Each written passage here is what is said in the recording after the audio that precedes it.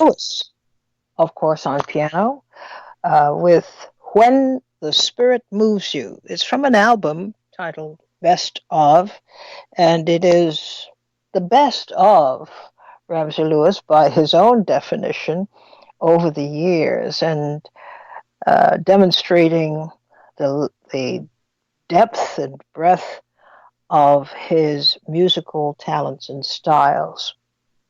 L.D. Young on bass, Red Holt on drums, and with Ramsey Lewis comprised the Ramsey Lewis Trio. This is Leid Stories. I'm Utrice Leid, and we've got a lot to talk about, so let's not waste too much time. As you know, that interesting, the circus delivered yesterday its third and next to last edition. That's a Democratic National Committee with these so-called debates.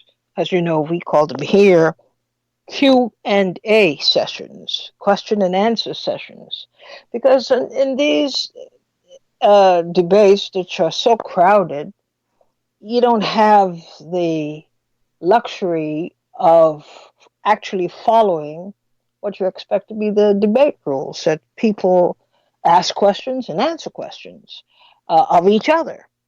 And that's where the sparks fly. That's where the magic happens. And this is the third debate where this did not happen, but still interesting. We have to keep in mind also about the Bahamas. Chaos is understandably the order of the day in the Bahamas.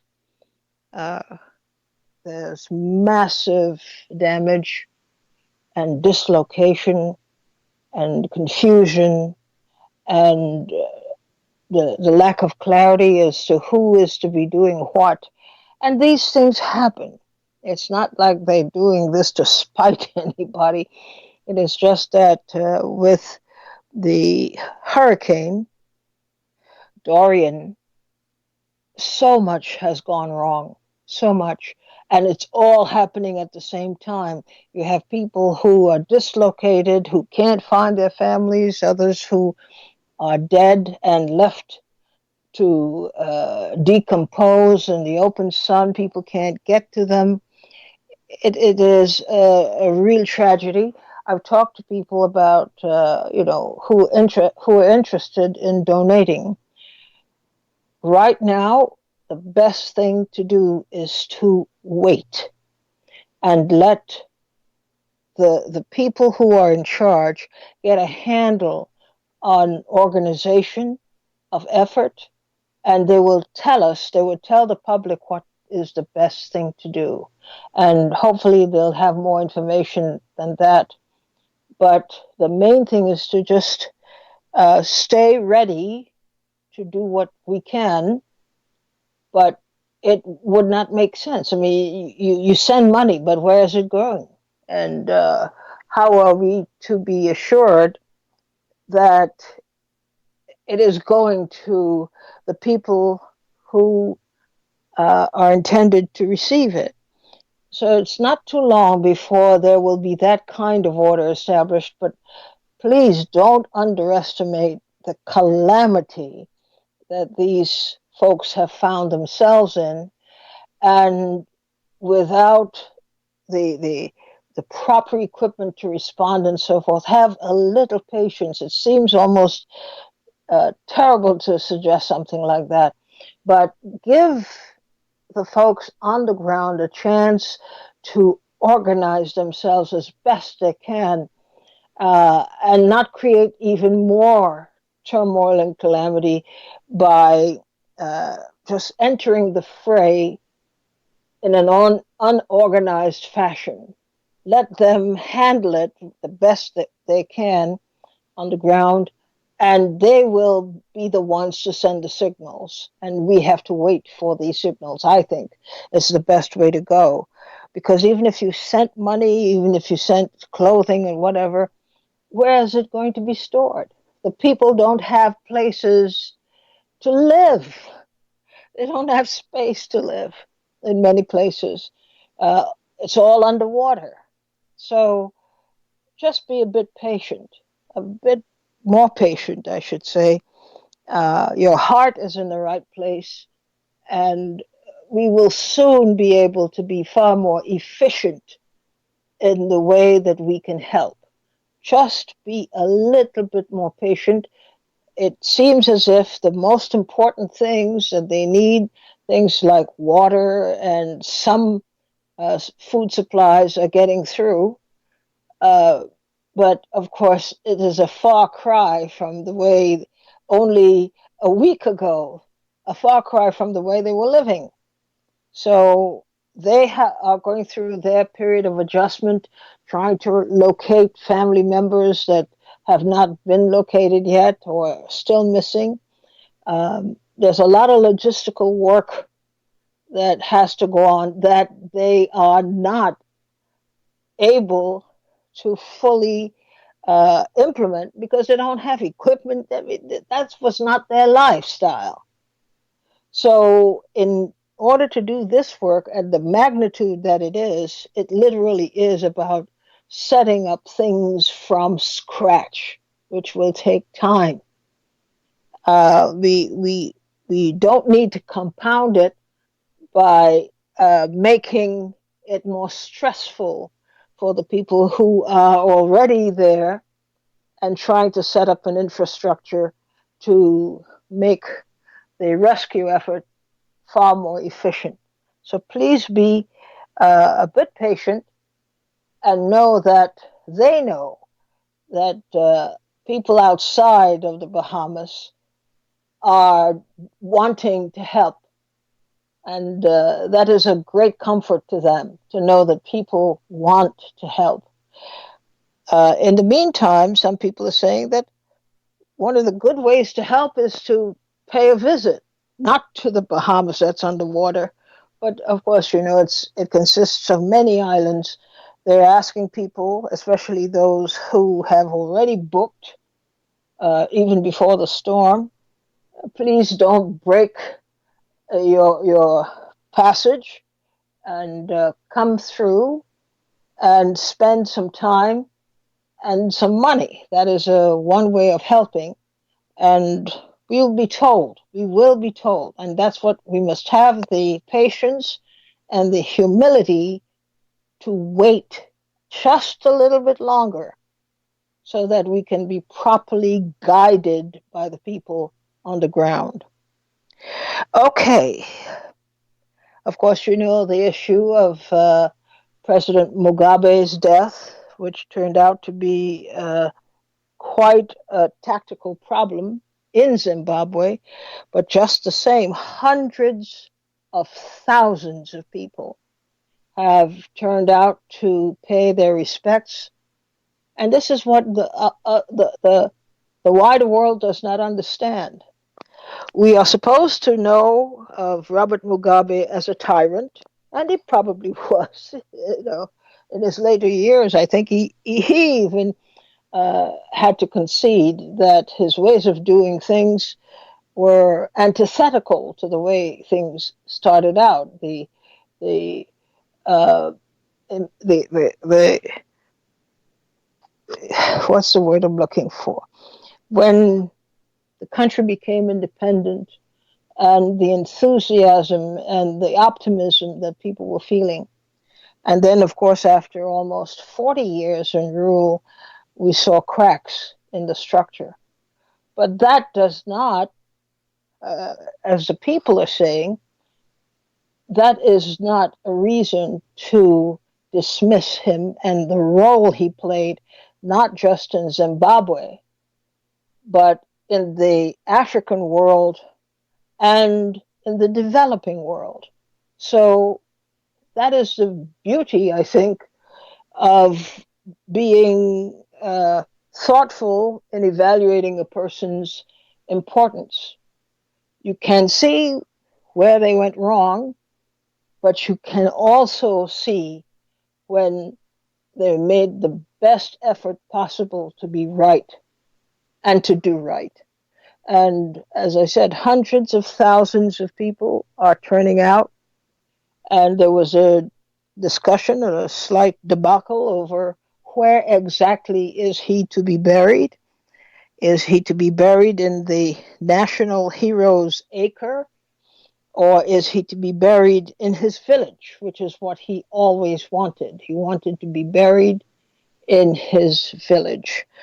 That has not been resolved yet, but we wait to see what the elders are going to say, what the people are going to say, and what the government is going to say, and how they're going to resolve this. It's a major issue uh, because it speaks about ancestral ties and cultural ties and old frictions that have not healed.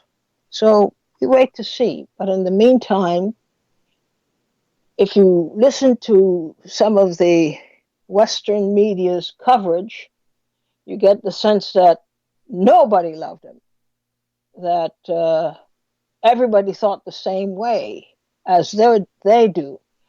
But you can see the testimonials and the number of people who have just wanted to show up and pay their respects. He was so respected in his country, and so it belies the other narrative. And I always say that there's a need to pay attention to the people's thinking. What are they thinking? Their former president is dead.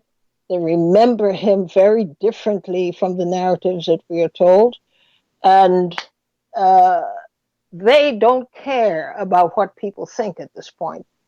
They care only that as a nation, the nation shouldn't act in an ungracious way.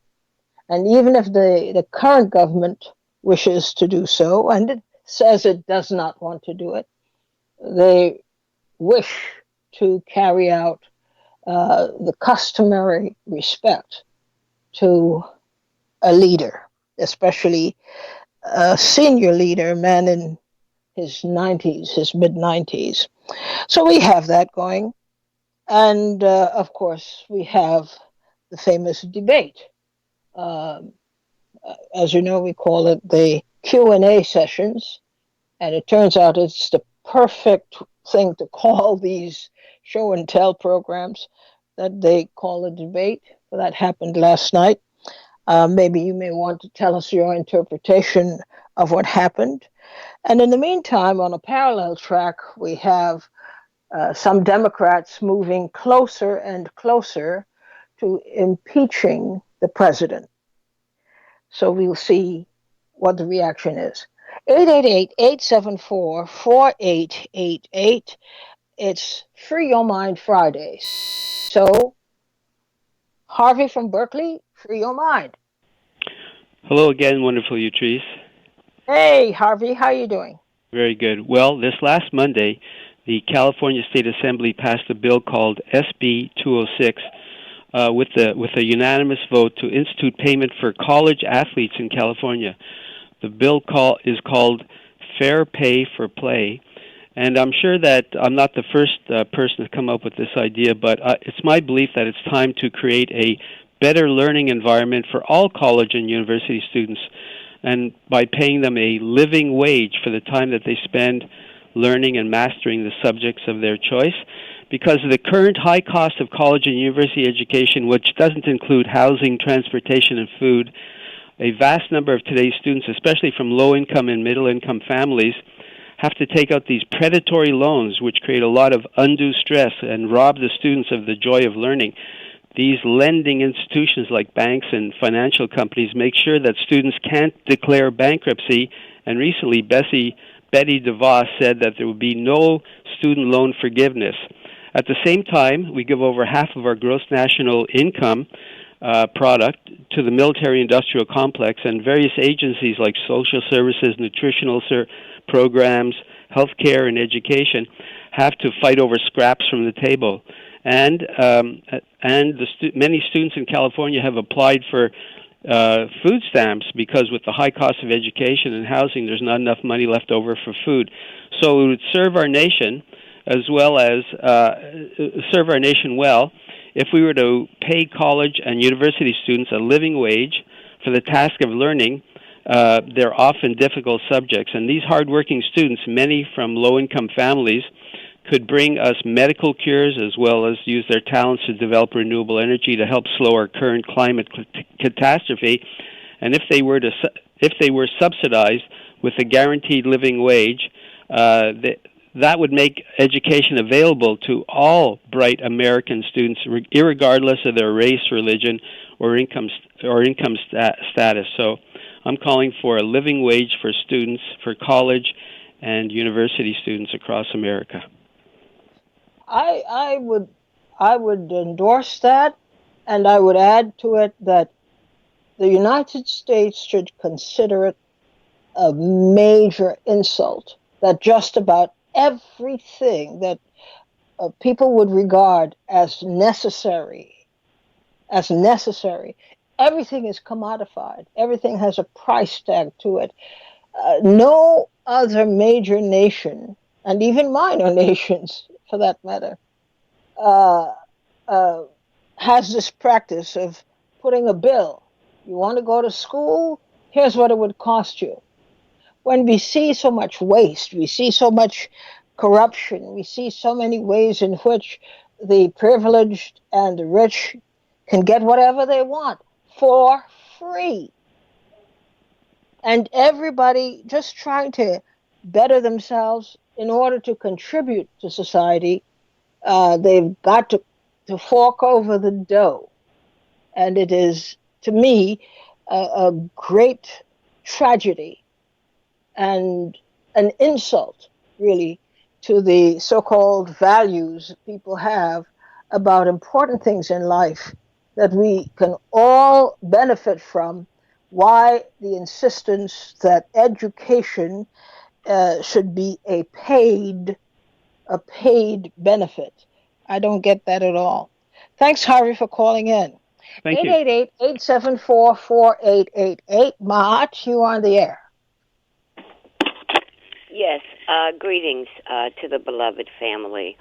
Thank you. I heard a headline on Free Speech TV, Democracy Now, about a 12-year-old girl from the Bahamas that was with her coming into the United States with her godmother, and now is in a facility for unaccompanied minors. Now, we're truly seeing things going down the toilet because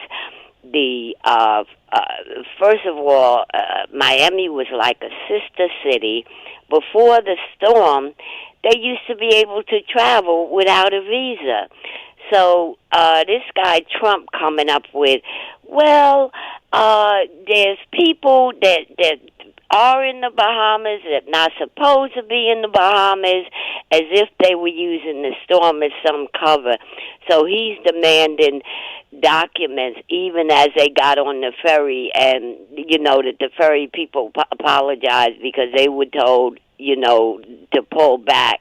I mean, you can look at the devastation and you could see that whatever document they would have, they couldn't have in the circumstance after the storm. And my last point is what happened in the Supreme Court Wednesday. Whereas 5 of the members of the Supreme Court actually had no regard for what the U.S. and international asylum law is, so that they imposed upon Mexico, that doesn't have the infrastructure or the capacity, and of course the war on drugs causes a lot of corruption there. And they're supposed to take all asylum seekers now, which just makes no sense. So I tell you, one has to keep one's energy up and one's positivity up, because otherwise you would just sink right in with all of this. No, but the other part of it is any sanely run country, they don't wait until a massive storm like this in order to figure out how to deal with it. This should be standard operating procedure. Maybe it wouldn't happen for the entire term that Donald Trump is in office. That doesn't mean you shouldn't have a working plan as to how, if something like this were to happen, what are the things that need to be considered? That is part of the job. You're supposed to have working plans for major disasters. You pray that they never happen, but if they do happen, you're ready. Every other country that you could look at, Japan routinely goes through practice sessions, just in case you have a major earthquake, just in case you have a major explosion. They do that all the time. This is part of what they train for, how you handle certain things. So the United States doesn't seem to be very good at uh, looking at the possibility of disaster. They wait till disaster happens and then all hell breaks loose because nobody knows what to do, including the people who are the leaders of responses. You know, the response team. Okay, but we need to have more competent leadership. This is very important, and this is why, on a community level, leadership needs to be exerted. What is the evacuation plan for Harlem? What is it? Does the average person living in Bedford Stuyvesant or in Canarsie, do they know what to do?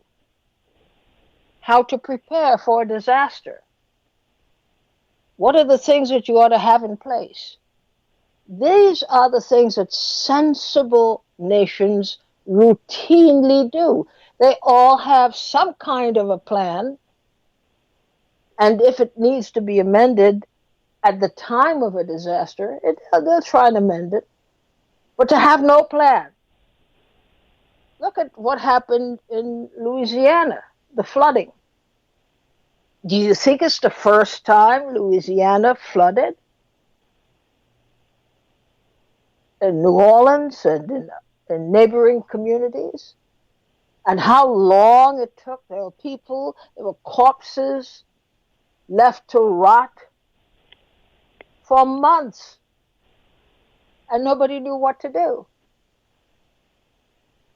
This is modern day America, folks.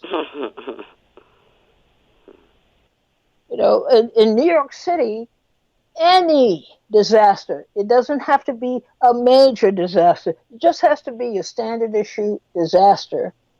The people don't know what to do, and the people who want to help them themselves barely know what to do.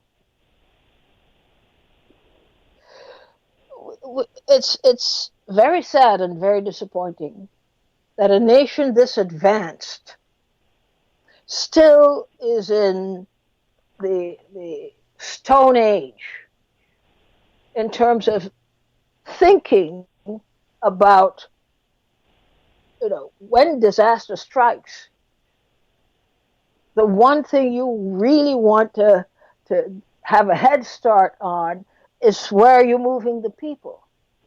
What services can they get at area A or area B? How do they get there? How do you organize in a compact city like New York? Everybody in New York ought to know what to do. Some basics. Every time that we've had a major issue, it's because people don't know what to do. I mean, even the simplest things, what to do, where to go. It still is that way. But you make a Well, point, a very good point. Yes, and just let me respond to that, Utrice, in that it makes me think of philosophy professor Jason Stanley. I think he says it all where we are. How fascism works, the politics of us and them. I hope you'll look into that, maybe bring them on air. Thank you. Love you. Thanks so much. Thanks. Thanks for your call. 888-874-4888. So I see the famous debate didn't actually resonate with that many people. I was one of them. I watched this and I said, "Oh, to have to go through another one of these things is painful because we are watching a show that has nothing to do with the information we need, the information we want, the information that is relevant to our lives." But one thing I thought was interesting was how Kamala Harris came across. Um, Almost tipsy. I couldn't understand her demeanor. I couldn't understand, it was kind of like it was a joke, as if she had just come out of a bar somewhere and tried to get it together and thought that she would be a comedian of the moment. What a bizarre way to convey yourself at a time like that. She just thought she was being the stand-up comedian of the night. Very sad to see. All right, let's take a break and come back to the discussion right after that.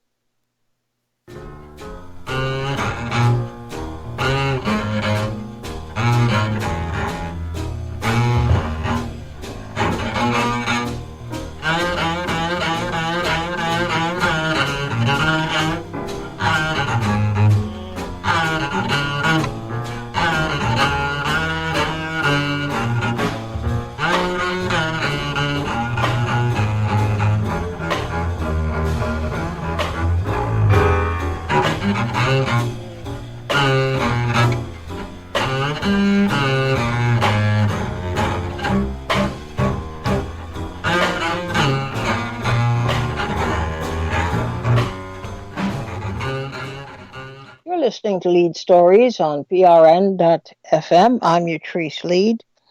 It is Free Your Mind Friday. This is when we, as the title suggests, we free our minds of issues that we wanted to talk about, but they weren't scheduled, or we didn't have them, or you have an idea that they could provoke further discussion and debate, and you just want to give us a taste of where you're going with your thoughts about it.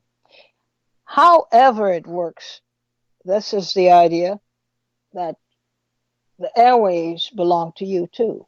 They belong to all of us, and we should use them appropriately and judiciously to accomplish exactly that mission, to talk to each other, to exchange opinions and ideas with each other.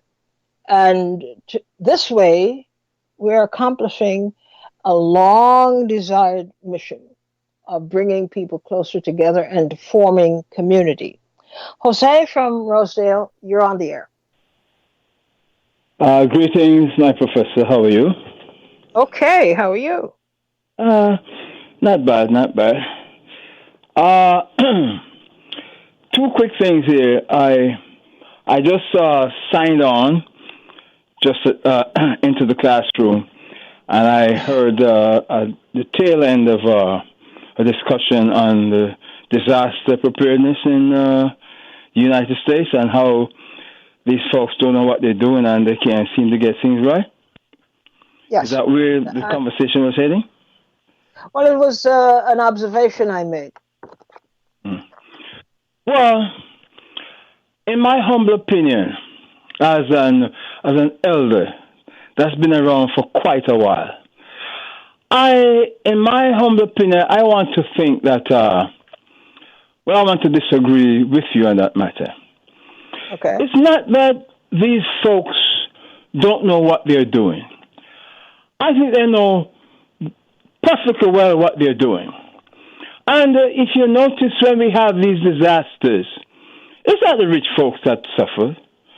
I don't see any rich folks out there in the flood waters of New Orleans and any of these hurricanes and rioting and well, trying to steal a loaf of bread or something of this, because folks are always accused of stealing this and stealing that, right? But when certain people do these things, they discover a loaf of bread and all this type of stuff. But as I said, I don't see any of them struggling out there and fighting for survival. They are secured. They know exactly what they're going to do, where they're going to go. And the problem is they profit from all of these disasters. No matter, I think sometimes they sit back and wait for these disasters to happen because their friends, their contractors, and all the folks associated with the government officials and the rich and the powerful, they are the ones who benefit from the largest of these so-called redevelopment program that's supposed to redevelop the communities of the poor and so on and so forth. So they know perfectly well what they are doing. This is not by happenstance or by accident or you just stumbling around. No, they trust me. They know exactly what they're doing. They benefit from what happened in Puerto Rico. All of in the Caribbean, when we have disasters, it's not the poor that benefit from the so-called rebuilding process. It's those in control who know the distribution, what comes in, and the funds and the monies from the World Bank and whatever that's designed to help develop the community. It winds up finding itself in the pocketbooks of these rascals, in their private bank accounts and all these things. So they know exactly what they're doing. So that I beg to disagree with you on that. The other thing is this. I listened a little bit last night to that vaudeville show. And I just caught a little piece of it where one of the commentator, one of the person that's doing the interviewing, I think he's of Latin background, a Spanish person. And he asked about, I think it was Bernie Sanders, he asked a question, I believe, where you want to know if the socialist agenda that they have is similar to what is there in Venezuela and Cuba and so on and so forth. And it irks me to no end. I said it to you back in some classroom a little while back, right? That there is a thing there that we don't discuss. The different systems of government, ideological system that is out there, right? And when you mention socialism and so forth, it just get people all crazy. The American folks just get all crazy. Nobody is prepared to sit and really examine these systems and to let us see the drawbacks and the faults of these different systems. I want to tell folks that this system that we live under, capitalism, if they didn't have the means of discovering this country, robbing this country, plundering it and taking it away from its rightful owners, and then have the ability to go to the African continent and take Africans from there and brought them to the New World, worked them to death to create untold wealth for this country. If they didn't have the right to the power to go all over the world and conquer other places and rob and plunder their natural resources and bring it back to this country, to develop this country into probably the most powerful economy on the face of this earth. If there are other powers that had the means of putting out embargoes against this country and prevented them from trading and to go all over the world and to rob and plunder other people's resources, and they were contained in the United States without the ability to bring our ancestors to this country and do all these things to acquire these wealth. And no one is looking at the system of how brutal it was, how they have exploited workers, the working class. They exploited everybody, and now they want to judge this against another system that never had the opportunity to come to fruition because the system of capitalism has used every means available to them to destroy these other systems and not giving them the right to say this is what we. I get the passion that you're speaking with. I'm going to ask you a simple question. Mm-hmm. So now what? Beg one? So now what? So now what? So now we have to challenge the system and stop being afraid. Because every time we step forth to come with a system or some means of helping ourselves to lift ourselves up by the phantom bootstraps that we don't have, you have a system that is beating you down and tell you, no, this what we live under is the best. And we're not standing up, enough of us are not standing up with the courage to confront the system, even though sometimes it seems futile. But enough of us are not standing up. We invest way too much energy and effort and resources that we barely have, if we have them at all. And we're asking the wrong questions. And we're doing the wrong things. It's nobody's fault that we don't have. I mean, if you are oppressed to the point of literally being choked out of life, and you still do nothing, what do you want? Whose job is it to provide a template and to at least try to enact the pillars of it, to demonstrate the validity of it? I know many communities that have their own systems. They're not depending on any government to do anything. They have articulated their plan. It's not perfect by any means, but it's pretty close to the ideal of self-governance. Right today, right in the United States, and many places across the world.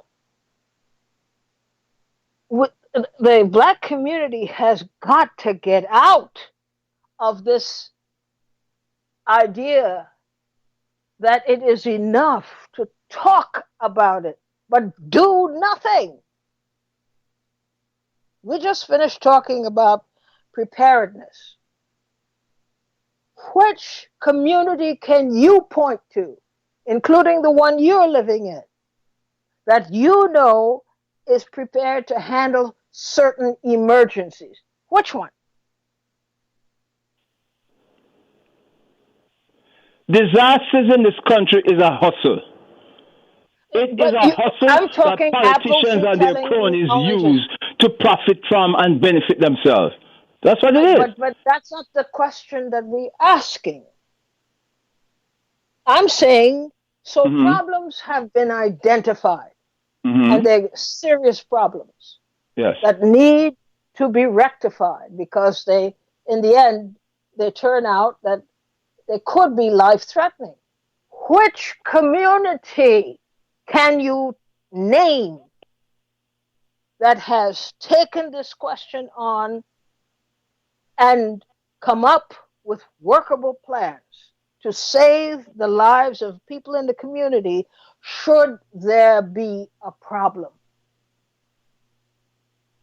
Which one? It's certainly not our community. Okay, well, I didn't ask which one not.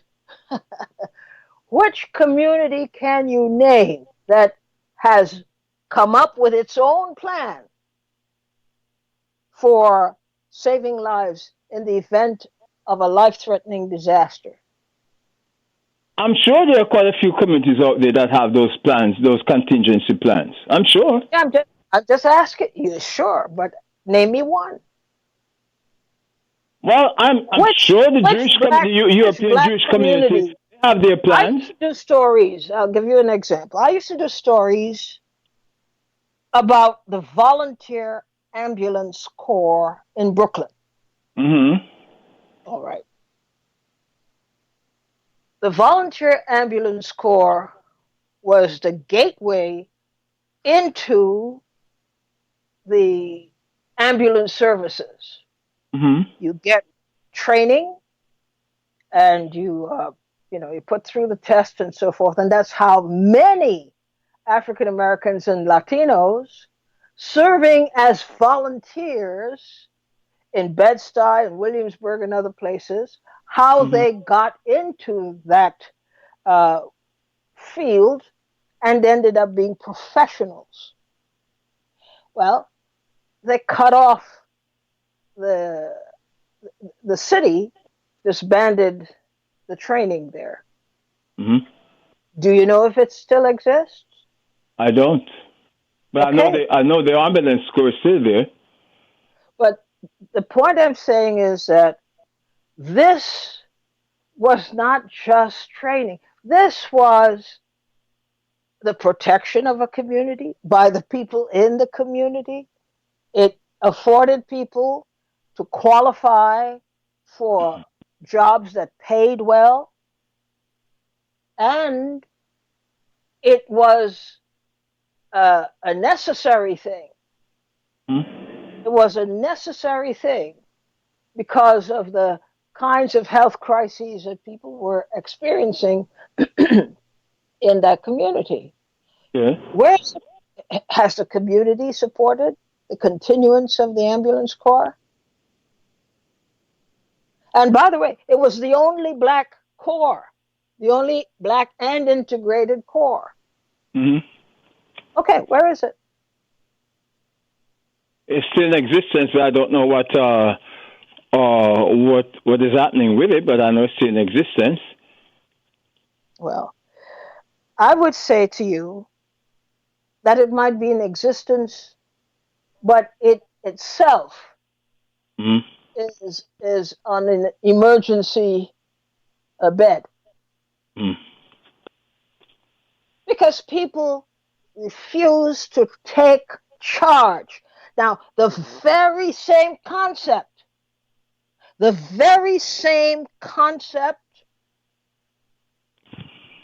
was established in the Jewish community. Mm-hmm. And now they are the people who have been given contracts to teach the people who started it. Mm-hmm. Okay, Mm-hmm. where is the community uproar? You're asking me that? Sure. We have had we have had many of these. That ambulance corps, it came about out of the struggle of the brother. I forgot his name. I was just trying to find a card of his here while I'm talking to you because I've been to fundraisers that they have had, and I've met. The brother has been to places to our events, and I know of him. But we seem to think that when we talk about the problems that we have, the little people out in the streets are the only ones that's going to be able to solve the problems. Why then do we put elected officials in office? Why do we have the Black It's Congressional jumping Caucus? all over the place. I'm asking you pointed questions. Just Yes. stay on these rails for a minute and Mm. deal with the question at hand because Go ahead. that's the issue. The issue is that communities abandoned their own responsibilities Mm-hmm. for their communities. Mm-hmm. And predictably, things will go wrong Mm-hmm. because there's nobody there to insist that these communities deserve protection, just regular citizen protection. Mm-hmm. And one of the ways they do that is you have an ambulance corps in a community, an underserved community, Mm-hmm. but it doesn't happen. People abandon these things. People don't even pay attention to them as being important. It is, you name me anybody in the community who on an ongoing basis has after school study programs. These are your children. These are your future. The community cannot escape responsibility for what happens inside of it. But I And wish in, sometimes you would get some of these folks that we put our trust in and we elect to office. I wish you get some of them on your it's not program about sometime. electing. And It's not about electing anybody let to us have a office. discussion with It's them. about committing to serve your community in a meaningful way. Nobody wants to do the work. Everybody wants to point a finger at who is not doing the work. Nobody is interested in doing the work. Nobody. I can't tell you how many times I've been involved in making an attempt to organize things for free. There's no charge. You and your child or children come. And we can talk about educational matters and so forth. The ambulance people were offering their services for free. And the services including teaching how to perform these services, how to use the experience to advance yourself in the field. People wouldn't come. People wouldn't come. There was a drive, I think finally it was, the Corps was able to buy an ambulance, and the services rendered were free. How many people contributed $1? So that if their child should be knocked down in the street, that same ambulance will pick them up, take them to the hospital, and begin the process of trying to get him well again. We have had so much self-contempt that we have abandoned, and we're not, in some cases, we're not even starting. We're not even trying to start something in our Hello, can I have a word, please? Sure. Good. Now, when we talk about power, we don't have the kind I of... want to warn you, there are people waiting online, so we're going to have to get to the point quickly. With Hezbollah, which is the volunteer Jewish ambulance service in Crown Heights. They have resources beyond our reach. They have the power to see that their things are funded. We don't have that kind of power. No, that argument is no longer valid. That argument has never been valid about what these people have, the advantage they have, and the disadvantage that we have. That is not a valid argument. It is a valid argument. You need to call some of these folks and bring them in so we can have a dialogue. Let them tell us where... Dialogue is not necessary. What are you going to learn through dialogue? What you're not doing? You know that already. You know, and the people in your community know what they have not been doing. Well, in fact, the big case in Crown Heights was the killing of Gavin Cato and his cousin. Seriously injuring his cousin. Right, but right there in Crown Heights, the ambulance issue was an issue because the ambulance didn't take these children to the hospital. The hot solar didn't ambulance didn't take them to the hospital in your neighborhood.